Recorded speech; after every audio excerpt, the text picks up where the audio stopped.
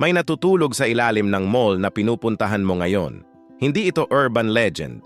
Sa ilang malalaking mall sa Pilipinas, may mga empleyado na literal na naninirahan sa loob, sa mga converted na parking area, sa likod ng mga bodega, sa mga sulok na hindi nakikita ng mga mamimili. Bakit?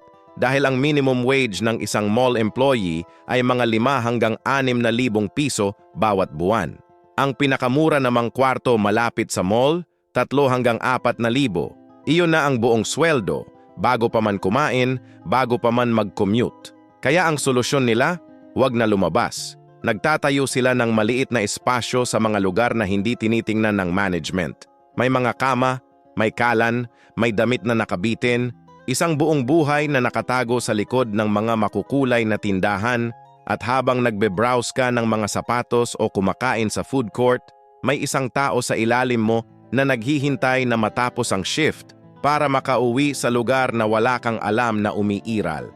Ito ang tunay na presyo ng magandang serbisyo.